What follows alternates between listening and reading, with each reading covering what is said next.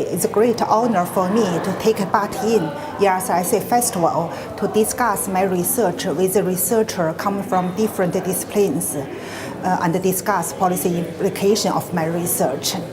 The presence of funding gap for SMEs is well established in the literature. However, the reason why it exists is not clear.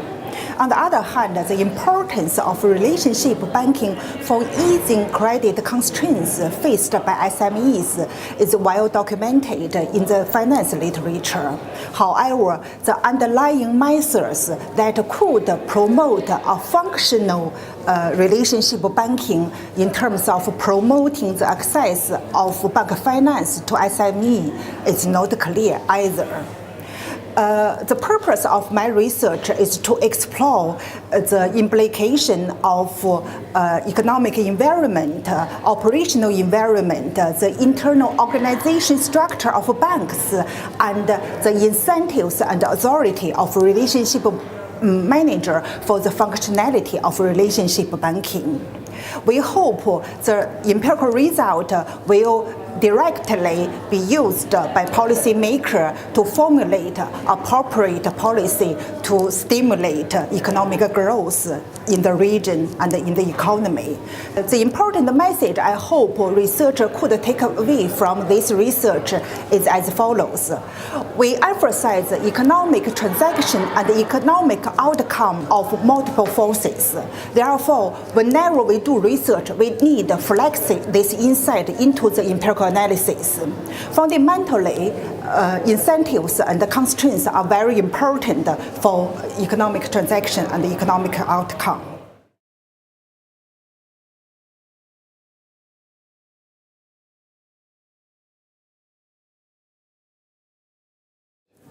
For people as well as firms, two words are critical: birth and death. The research interest deals primarily with death of firms. This is commonly in form of bankruptcy or financial distress, and I am thankful to ESRC Research Festival 2016 for giving me an opportunity to showcase my research at this prestigious forum. Among several research projects that I have successfully concluded in recent years, two of them are particularly close to our agenda of promoting or encouraging inclusive finance.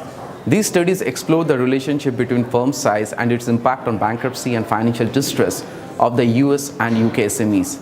Partially following the definition provided by the European Union, we classify SMEs into micro, small, and medium-sized firms while modeling their legal bankruptcy and financial distress events. Our results suggest that survival likelihood increases with increasing firm size, and firms in different size categories have varying determinants of bankruptcy. While factors affecting financial distress are mostly invariant, in particular, factors affecting credit risk attributes of very small or micro firms are significantly different from the entire SME cohort. Thus, lending institutions and policymakers need to acknowledge this difference in order to enhance sustainable inclusion of micro firms into the mainstream economy. As we know that SMEs are predominantly considered as the backbone of any economy, and micro firms comprises the vast majority of them.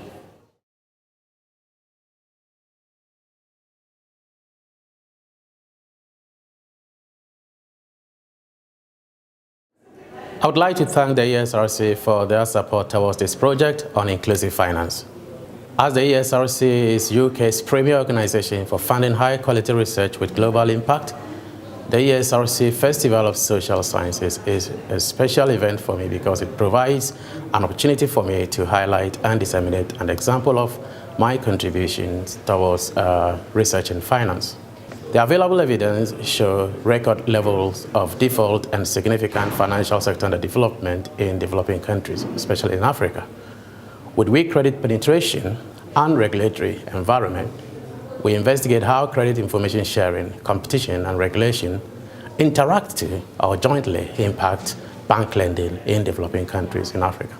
Credit information sharing is hypothesized to reduce default and to facilitate bank lending decisions. The message that comes across to policymakers is quite clear. Continuing efforts should be made towards strengthening credit information sharing schemes in developing countries, alongside the ongoing regulatory reforms and promotion of quality governance. Although governance helps, it is not sufficient substitute for ensuring better access to credit information sharing until angels govern banks.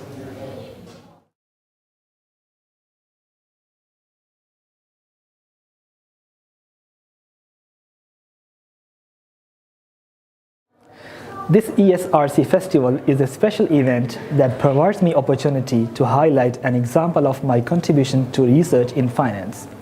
And that example is whether finance reaches out to different cultures, which is an aspect of inclusive finance.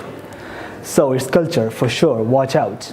The cultural differences between the arranger and the borrower do matter in the loan syndicate. The syndicate loan market is global. 7 out of 20 top arrangers are not from the US.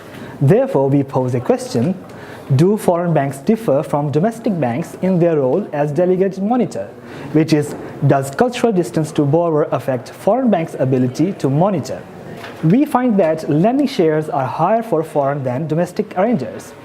Among foreign arrangers, lending shares furthermore increase with cultural distance.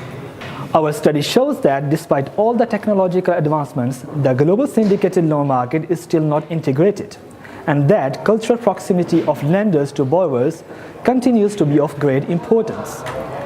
Cultural distance translates into monitoring costs and ultimately creates moral hazard problems for the arranger.